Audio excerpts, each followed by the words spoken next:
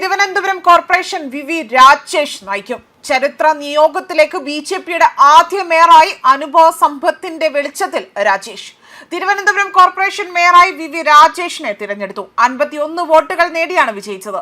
50 BJP അംഗങ്ങളുടെയും ഒരു സ്വതന്ത്രന്റെയും വോട്ടുകളാണ് ലഭിച്ചത്. UDFന്റെ KS Sabarinath 17 വോട്ടുകളാണ് ലഭിച്ചിരിക്കുന്നത്. LDFന്റെ മേയർ സ്ഥാനാർത്ഥി RP ശിവാജിക്ക് 29 വോട്ടുകളും ലഭിച്ചു. തിരുവനന്തപുരം തിലകമണിഞ്ഞെന്നാണ് കേന്ദ്ര സഹമന്ത്രി സുരേഷ് ഗോപി പ്രതികരിച്ചത്. MR ഗോപിനാഥാണ് വി രാജേഷിന്റെ പേര് നിർദ്ദേശിച്ചതും. അതുപോലെ തന്നെ അവിടെ ഗിരികുമാർ പിന്താങ്ങുകയും കോൺഗ്രസിന്റെ 2 വോട്ട് അസാധുവാവുകയും ചെയ്തു. സാധു വോട്ട് 97 ലഭിച്ചിരിക്കുന്നത്. അതുപോലെ തന്നെ ഒപ്പിട്ടതിലെ പിഴവ് മൂലമാണ് വോട്ട് അസാധുവായിരിക്കുന്നത്. KR ക്ലീറ്റസ്, ലതിക എന്നിവരുടെ വോട്ടുകളാണ് അസാധുവായത്. ക്ലീറ്റസ് കൗൺസിലറിലെ മുതിർന്ന അംഗവും കൂടിയാണ്. അതേസമയം ബിജെപിയുടെ ചട്ടലംഘനം ചൂണ്ടിക്കാട്ടി വീണ്ടും CPM ആകട്ടെ വലിയ രീതിയിലുള്ള പ്രതിഷേധ പ്രകടനങ്ങൾ നടത്തി. 20ഓളം അംഗങ്ങൾ പല പേരുകളിൽ പ്രതിജ്ഞയെടുത്ത് ചട്ടം ലംഘിച്ചുവെന്നും ഇതുപോലെ തന്നെ ഇതിൽ പരാതി നൽകിയത് നിലവിലുണ്ട് എന്നും വ്യക്തമാക്കുന്നുണ്ട്. അതുപോലെ തന്നെ ബദൽനായി പേരിൽ ഉൾപ്പെടെയുള്ള പ്രതിജ്ഞ അംഗീകരിക്കാൻ കഴിയില്ല എന്നതാണ് SP ദീപക് പറയുന്നത്. ചട്ടപ്രകാരം സത്യപ്രതിജ്ഞ എടുത്തവരുടെ വോട്ട് മാത്രം അത് സാധുവായി കണക്കാക്കാമെന്നും BJP UDF അംഗങ്ങളായ 20 പേർ ചട്ടം ലംഘിച്ചുവെന്നും പറയുന്നുണ്ട്. വോട്ടെടുപ്പ് നിയമവിരുദ്ധവും എന്നതാണ് ഇപ്പോൾ CPM ഇവിടെ ആരോപണം ഉന്നയിക്കുന്നത്. ചട്ടം ലംഘിച്ചവരെ മാറ്റി നിർത്തിക്കൊണ്ട് വോട്ടെടുപ്പ് നടത്തണമെന്നും ആവശ്യപ്പെട്ടിട്ടുണ്ട്.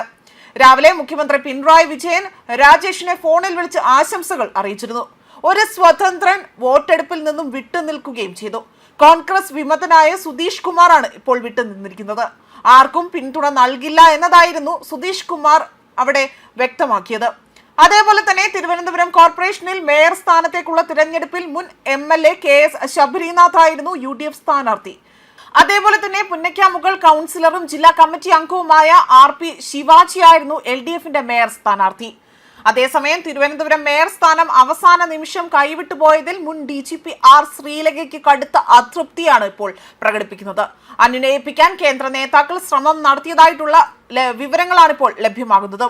ശ്രീലേഖയെ തിരഞ്ഞെടുപ്പിന്റെ ആദ്യഘട്ടം മുതൽ തന്നെ മേയർ സ്ഥാനത്തേക്ക് പരിഗണിക്കുമെന്ന് വലിയ രീതിയിലുള്ള പ്രചരണങ്ങൾ നടന്നിരുന്നു. എന്നാൽ അവസാന നിമിഷം വി രാജേഷിനെ മേയറാക്കാനുള്ള തീരുമാനമാണ് BJP ഇപ്പോൾ എടുത്തിരിക്കുന്നത്.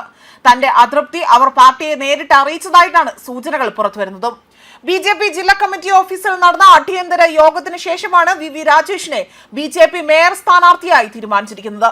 ആശാനാഥാണ് ഡെപ്യൂട്ടി മേയർ സ്ഥാനാർത്ഥി. BJP സംസ്ഥാന ജനറൽ സെക്രട്ടറി S സുരേഷാണ് സ്ഥാനാർത്ഥിത്വം പ്രഖ്യാപിച്ചത്. മേയർ, ഡെപ്യൂട്ടി മേയർ സ്ഥാനാർത്ഥികൾക്ക് R ശ്രീലേഖ മധുരം നൽകി സന്തോഷം പങ്കുവച്ചതായും ഇപ്പോൾ റിപ്പോർട്ടുകൾ പുറത്തു വരുന്നുണ്ട്. തിരുവനന്തപുരത്തെ 5 വർഷം കൊണ്ട് ഇന്ത്യയിലെ ഏറ്റവും മികച്ച 3 നഗരങ്ങളിൽ ഒന്നാക്കി മാറ്റും എന്നതാണ് ഇപ്പോൾ വി രാജേഷ്, അതായത് തിരുവനന്തപുരം മേയർ വി രാജേഷ് പ്രതികരിച്ചിരിക്കുന്നത്. പ്രധാനമന്ത്രി നരേന്ദ്രമോദി 45 ദിവസത്തിനുള്ളിൽ തന്നെ തലസ്ഥാനത്തേക്ക് എത്തും. അത് തങ്ങൾക്ക് ഉറപ്പ് നൽകാൻ പറ്റുമെന്നും 5 വർഷം കൊണ്ട് ഇന്ത്യയിലെ ഏറ്റവും മികച്ച 3 നഗരങ്ങളിൽ ഒന്നാക്കി തിരുവനന്തപുരത്തെ മാറ്റും.